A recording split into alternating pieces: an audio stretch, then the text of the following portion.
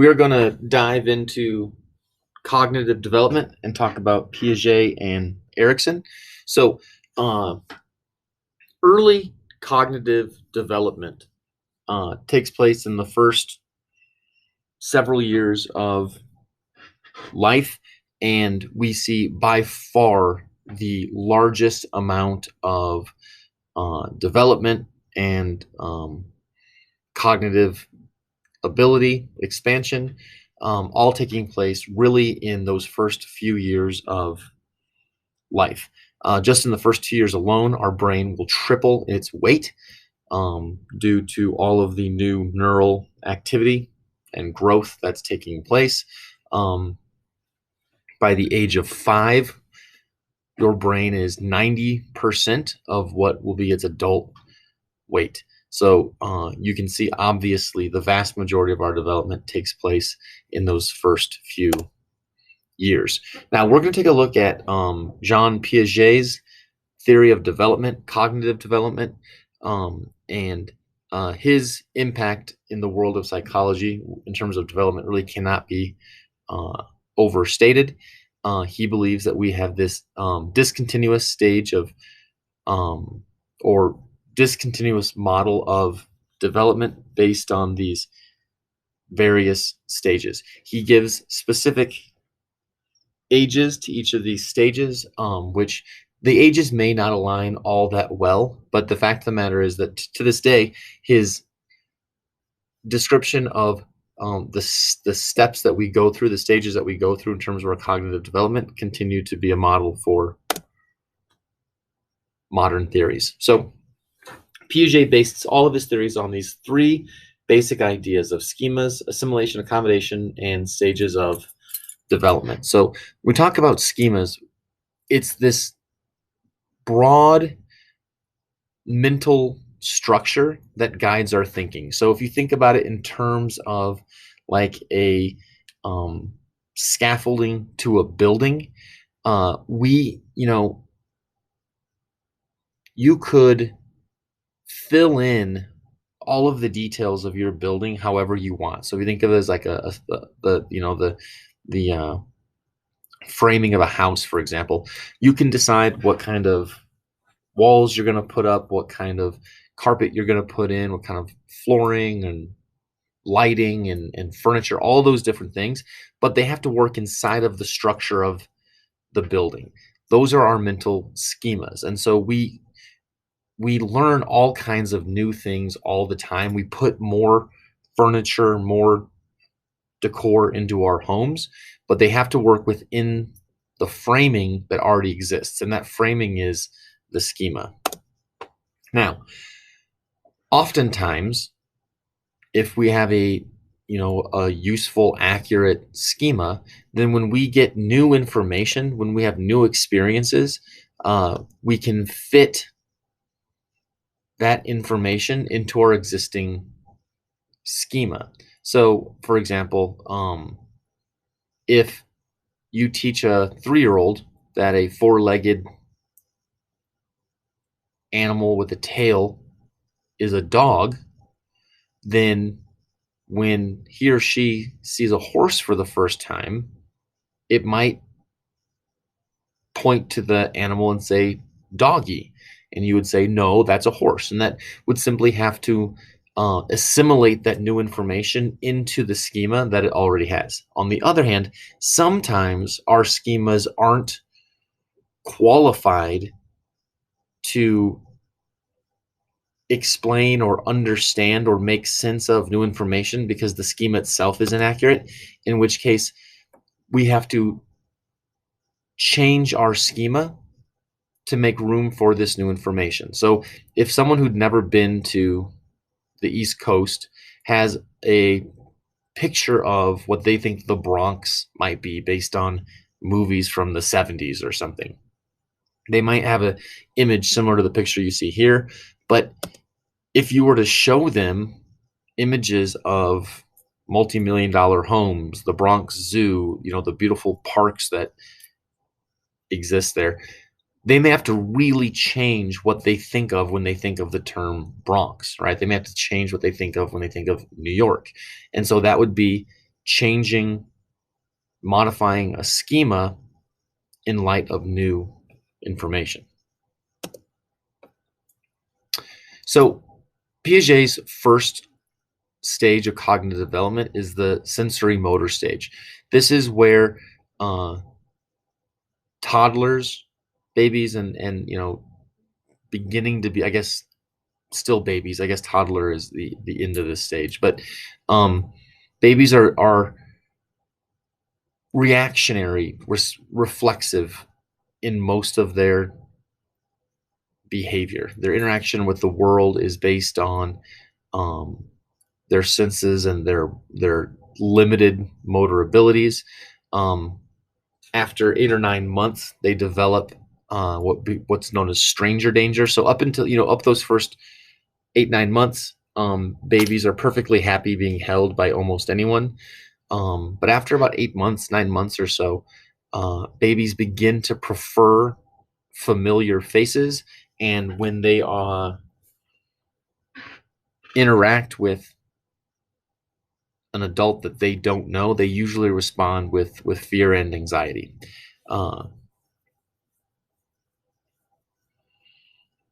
Near the end of the first year, moving into that second year, babies learn mental representation, which is the ability to create a mental image of something that exists in the world. So they begin to be able to create concepts in their mind of things that actually exist. And this is going to be the very first step, which will move them to the ability to problem solve. Okay. Object permanence is the idea that something exists even when a baby's not looking at it. And at first, babies don't understand this concept at all, which is why the peekaboo game is such a massive hit with babies. Because when you cover up your face, the baby thinks that you stop existing. Because when they can't see your face, they don't think you exist in the world. So when you uncover your face, they think that you are popping back into existence again, and that the universe now includes you once more. And so that's a big deal, right? There's a deep existential crisis involved in the game of peekaboo, and that's why it's so popular with babies. Once they develop this idea of object permanence, the game of peekaboo loses a lot of its interest because they know that you're right there behind your hands and that you didn't pop out of existence. Okay. Once babies develop what's known as baby mathematics, they begin to understand that things don't simply pop in and out of existence, right? So you can be, with a baby, you can play games where you have two teddy bears and then you place a blanket over one of them and you pull it out from underneath the blanket, remove the blanket, and then there's only one, and the baby isn't really interested. It's not surprised that one of the bears is missing. But after the age of 1, if you do that same game, if you remove that bear, then the baby's going to start looking for it. The baby's not going to is going to understand it should be somewhere, and will be uncomfortable with it being gone. And so they have a reaction to impossible mathematical outcomes. Okay. At the age of 2, we have the pre-operational stage. And this is marked mostly with the use of language and the ability to create mental images, concepts of not just physical things in the world, but all kinds of different mental representations. We're still not to the point of problem solving, but kids do begin to understand that something's off. Like they may not be able to identify what logical rule has been broken, but they do understand that the world is a rational place. There are rules that control the way things behave, and when those rules are broken, they recognize that something has gone wrong. Okay. Some aspects of the pre-operational stage. These are terms that you'll need to know. One is egocentrism, and um, this is a self-centered focus that all children have. They see the world through their own eyes, and they think everyone else sees the world through their eyes as well. So you've probably played with toddlers, and they're looking like maybe they draw something for you, and then they want you to look at it, but they're holding it so only they can see it, but they think you can see it because they're looking at it, so they think you can see it too. So you have to tell the kid like, hey, turn it around so I can see it. Like they don't intrinsically know that you can't see what they can see. Animistic thinking is the idea that everything is actually alive, and so toddlers talk to things as if they were people or as if they were animals, maybe, but they talk about different pieces of furniture as being actually alive. Um, Centration is an inability to understand um, the way something is working, because oftentimes kids will focus their attention really narrowly and they won't be able to see the larger picture. So, a great example of that is if you have, uh, if you take a 3-year-old and you have 10 soda cans and you spread them out all over the table, and then you take 10 other soda cans and you bunch them all, you push them all together in a group, they'll think that there's more soda cans on the table where they're spread out because it takes up a larger area. So they assume that it's more soda cans. Um, Irreversibility is, oops, sorry. Irreversibility is the inability to think through a series of events um, and then reverse course. So once a kid starts going down a specific path cognitively, once they begin a process, they don't understand that they can do otherwise. This also includes the, if ever you talk to a toddler and you try to talk to them about like what could have happened, they have a very, very hard time understanding the idea of, what could have happened. So, maybe they already ate their dessert. And so then you say, you know what, if you hadn't have already had dessert, what would you like? And they can't answer that question because they say, well, I've already had dessert. Like, yeah, but if you hadn't have eaten that cake, what would you like instead? And they simply can't understand that question. They can't understand those other alternatives. And then artificialism is the idea that everything that they see was made by someone. So sometimes you'll have a toddler that asks, like, who made those trees? Who made that grasshopper? They think that everything is human made.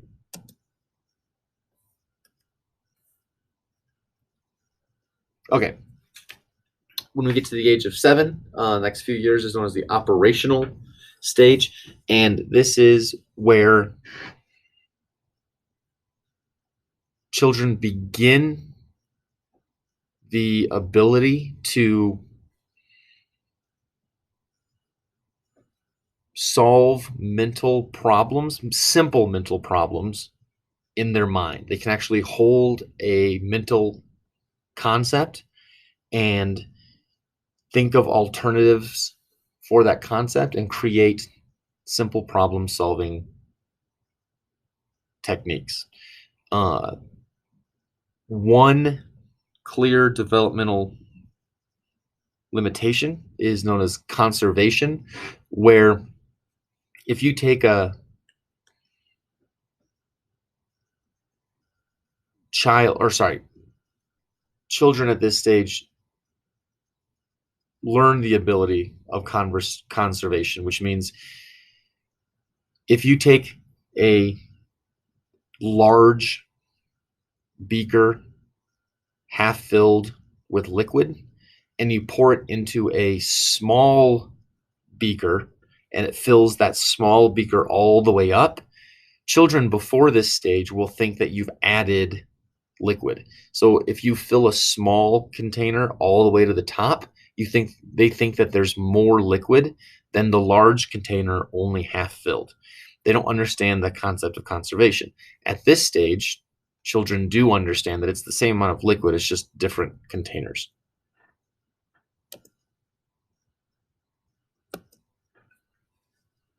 Okay, at the age of 12 or so, children get to the formal operational stage. And this is when kids can begin to understand abstract concepts like justice, love, answer questions like why are we here? What's the purpose of life? And there's 4 new abilities that they begin to possess. Now, of course, it's going to take a long time for them to develop these abilities to their fullest capacity. But kids at the age of 12 begin to be able to reason hypothetically. They can think about things that never have actually happened, but actually talk about them intelligently. They can reason abstractly, and they can come up with analogical examples. So they can say, oh, this situation happened to this person over there, and that's similar to my situation. So I can use that as an analog to better understand my situation. They begin to have deductive reasoning skills where they can deduce hypotheses from specific facts, and basic problem solving and creative thinking abilities emerge. Okay. They also develop theory of mind, which is the ability to understand that other people might think differently than them. Now, I think Piaget is wrong here. I think kids younger than the age of 12 develop this. I think theory of mind actually develops probably around, I don't know, somewhere between 5 and 8 years old. But Piaget thought it happened somewhere between 8 and 12 years of age. But the idea is that, younger children, they just assume that you think the way that they think. They can't comprehend that other people have opinions different than their own. But at this stage, kids develop theory of mind and they realize, oh, someone might actually not want to do what I want to do, which is why kids get so surprised when, they want you to play ball with them and you say that you don't want to. And they're like, of course you do. So just to test this really quickly, I'd like you to do this at home.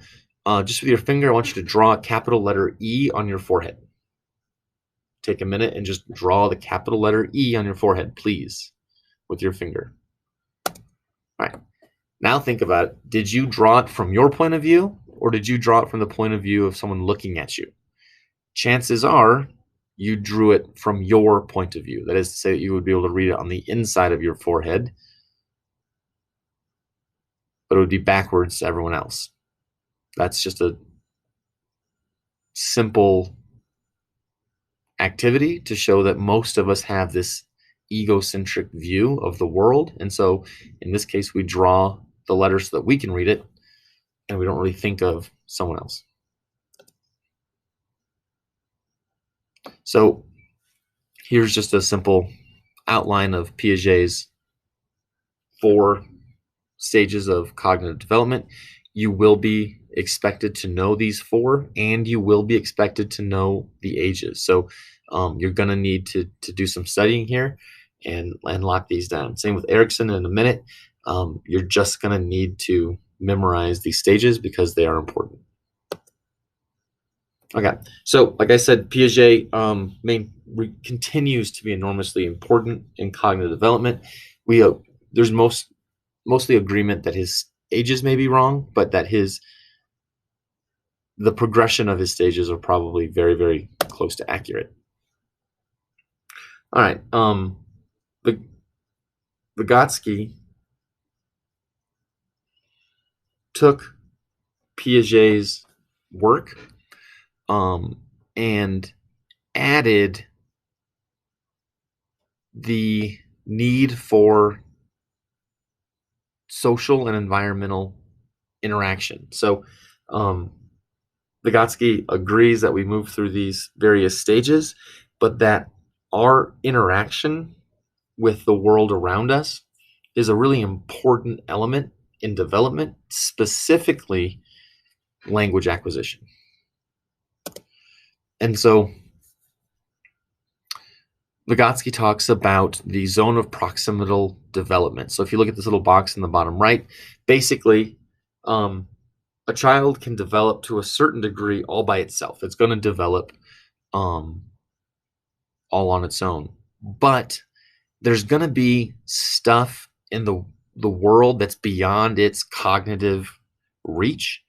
And taking that extra step depends on adults around that child helping it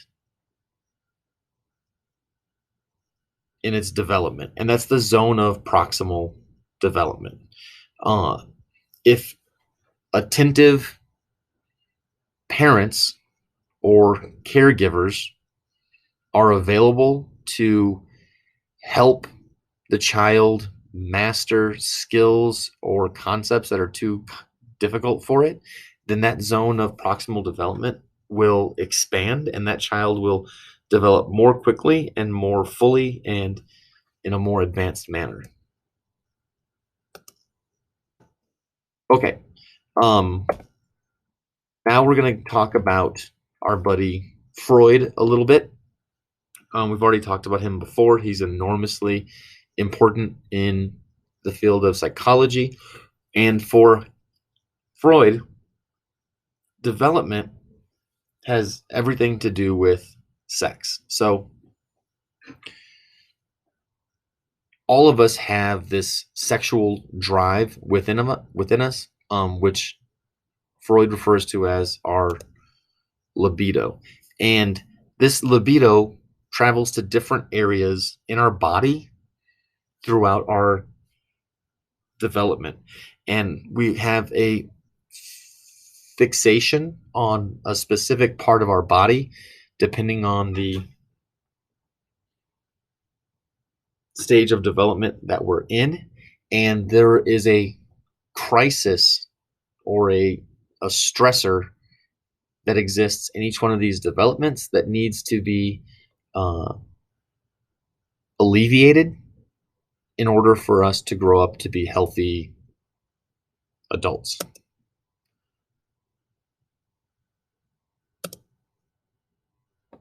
So we're going to look at these various stages, which become known as the psychosexual stages of development, according to Freud. So stage 1 is the oral stage. And for Freud, he says that for the first 2 years of life, most everything that a baby interacts with, that baby interacts with its mouth. So, most parents spend most of their time telling their 1-year-old, don't put that in your mouth, because no matter what that baby gets, the first thing it's going to do is put it in its mouth. It's going to chew on it, and it's going to suck on it, and it's going to taste it. And that's simply how 1-year olds interact with their world. Um, and for Freud, this stage develops that fixation on oral stimulation, and if it's handled correctly, then we move on, and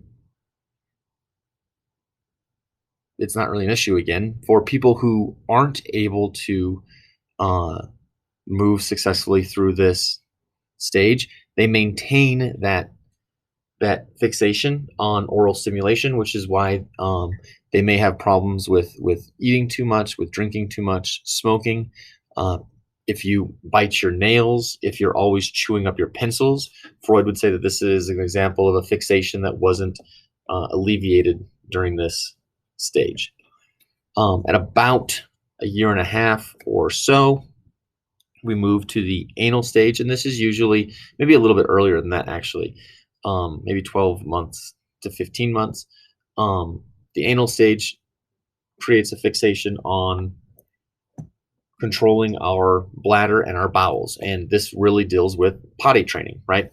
Um, and depending on how your potty training goes, you may develop an anal expulsive personality, which is messy and oftentimes destructive.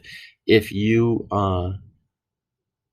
were not taught consistently to use the toilet and to do it correctly, if your potty training took a really long time, you probably develop this anal expulsive. And yes, that's what we're talking about. Like when you think of anal expulsive, you think of a blowout, and that creates that same idea in terms of personality.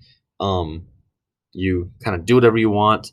Sometimes it can be harmful, sometimes it can be wasteful, but you're not terribly concerned with the mess that you're making.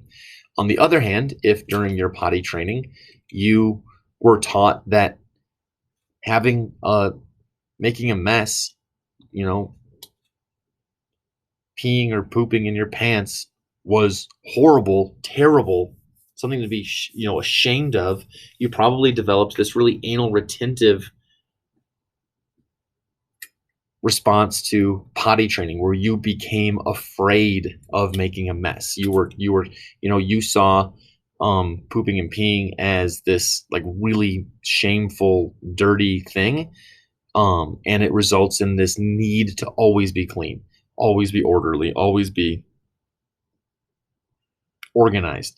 And that can result in a fairly obsessive need for cleanliness, which is why we call people who are overly neat, overly organized, anal or anal retentive type A personalities. All right, when we get to the age of 3, the next 3-4 years are known as the phallic stage. This is when toddlers become aware of their genitals, and they become aware that they're different than, boys are different than girls, and girls are different than boys. Children also tend to become interested in receiving attention and affection from their opposite sex parent. So boys want the attention of their moms, girls want the attention of their dads.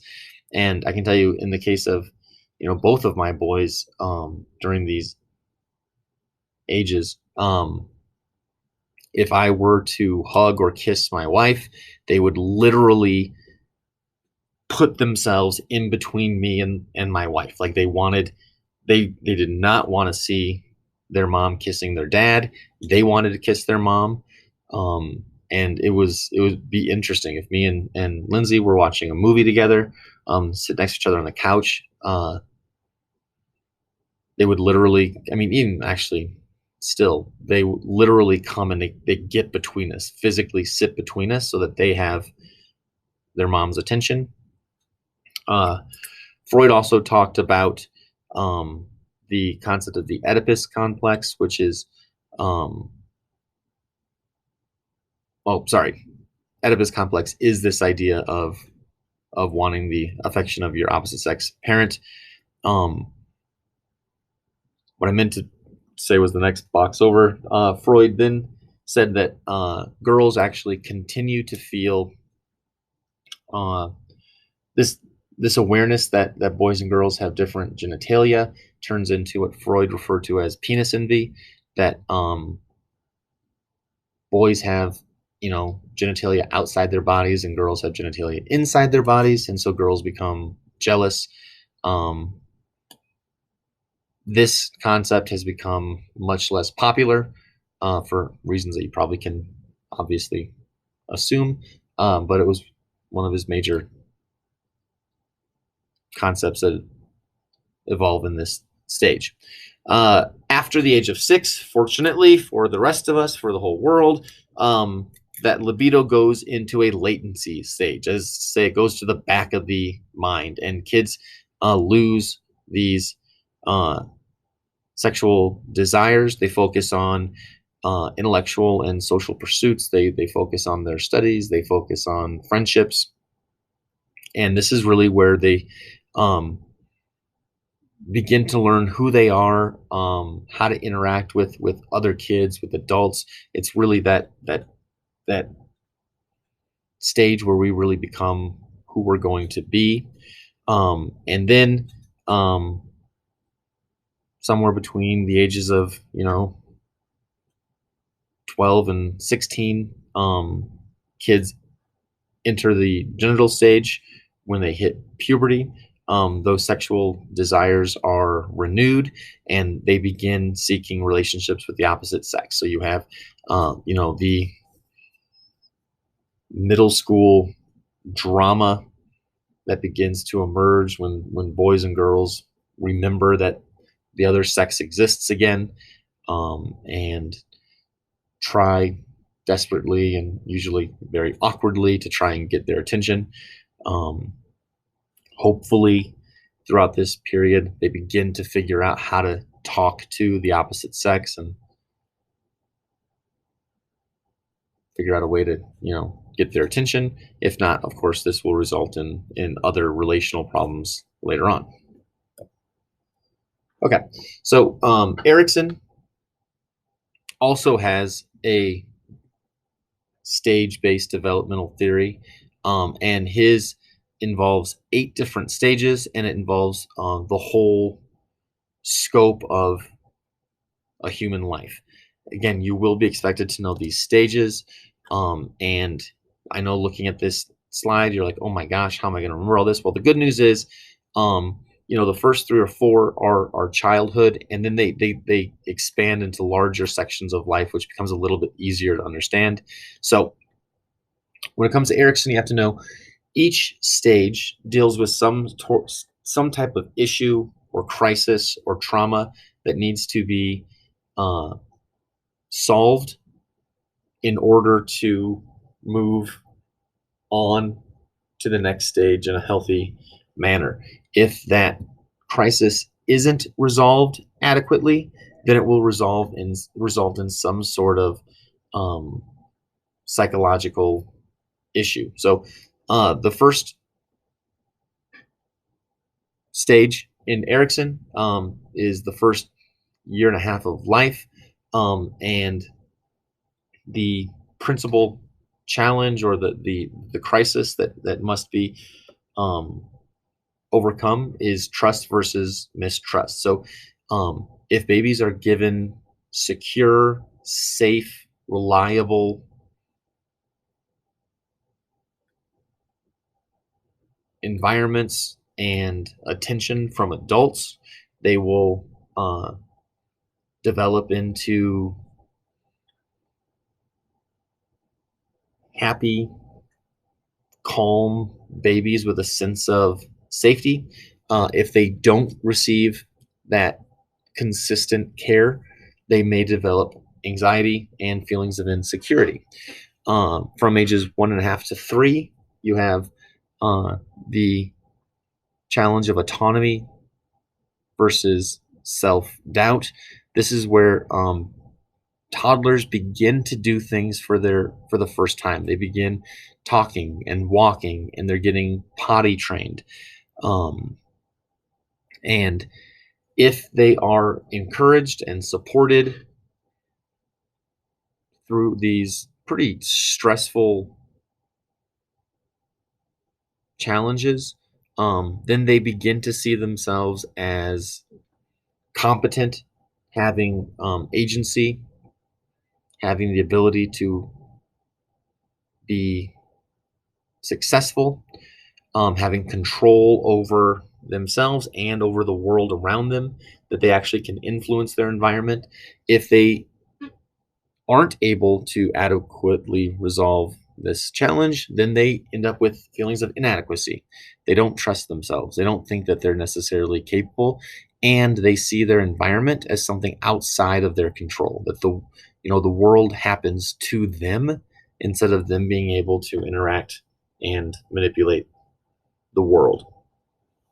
Ages 3 to 6 is the period of initiative versus guilt. This is when kids begin to want to act out the roles of adults, and parents then need to start corralling their children. And so, uh, this is where kids begin to learn the rules of the house. They learn that they have bedtimes and that they have to eat their dinner and that they have limits on how much television they can watch, and all of these different rules that begin to curb their behavior. Parents who are overly authoritarian uh, may cause the children to feel really guilty when they break these rules, or fail to fulfill some sort of early requirement. Um, Kids who are encouraged and supported and given clear guidance and direction then tend to develop confidence in their ability, and then begin to feel like they can be creative and productive in inside their own, at this point, small world. Ages 6 to puberty is competence versus inferiority. This is where, kids are going to school. They're beginning to learn how to read and write and do all these different things. Um, if they resolve this period well, then they're going to have um, confidence in their intellectual and social abilities. They're going to make friendships. They're going to start expanding that world that they're living in. Um, and they're going to be real confident in their ability to live inside that world.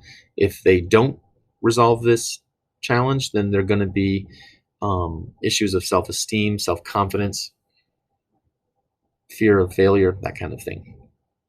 Adolescence is the challenge of identity versus role confusion. Um, this is those high school years where you're probably trying out like these different roles. Like maybe you get a weird haircut, or you decide you want to be a punk or a goth or a jock, or you know you're taking on all of these different new personalities and roles, and you're trying to figure out who you are, who you're going to be. It can be enormously confusing. Teenage years always are, but hopefully you come out of it the other end comfortable with who you are. You settle into who you want to be, who you're going to be, and happy with the person that you are. If you aren't able to resolve this adequately, then you probably have a pretty fragmented sense of self. You might still be changing roles.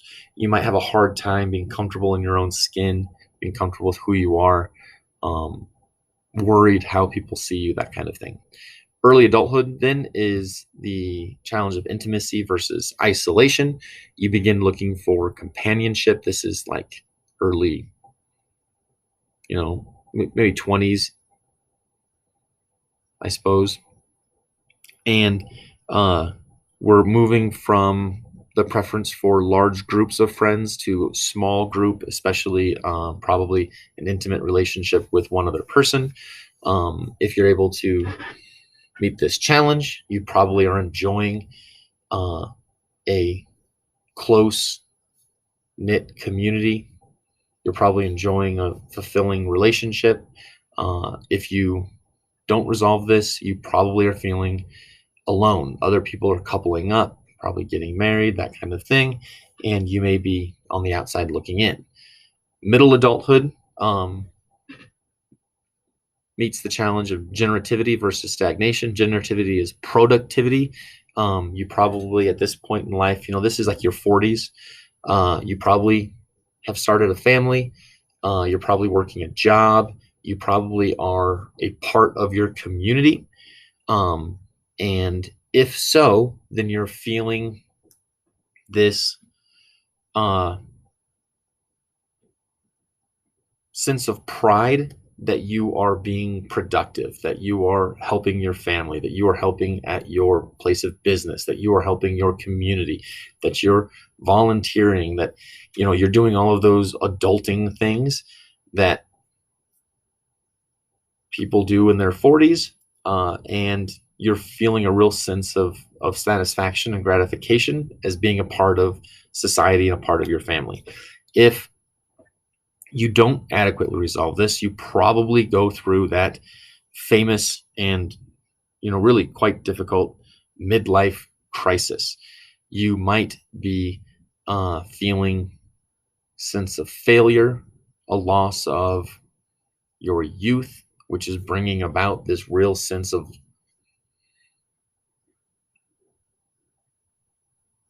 your own mortality.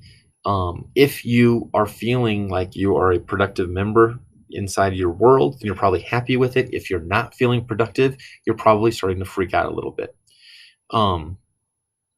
because you're seeing more years behind you than years ahead of you, and you haven't achieved what you wanted to. This brings us to late adulthood, which is ego identity versus despair. You've all met those.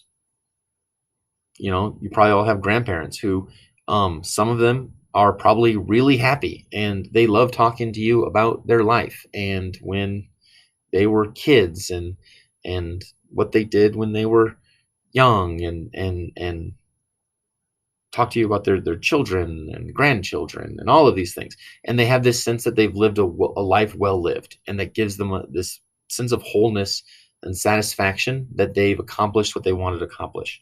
On the other hand, you've probably met those older people who are pretty unhappy, angry, frustrated, disappointed, um, feeling regret, despair, like they should have done things differently. And that probably causes them to feel some real fear of death, that they didn't live the life they wanted to, and now they're facing the end of it.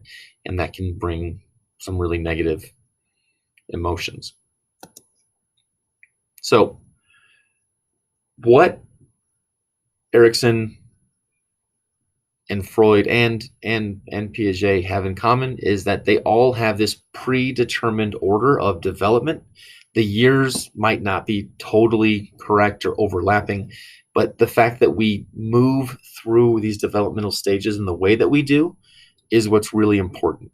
What's also important is that each stage focuses on some type of challenge or crisis.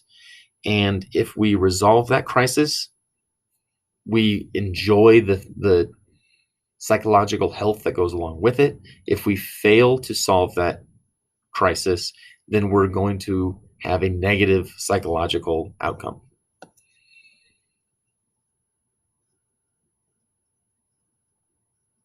Here's just another way of looking at Erikson's stages. Again, you will need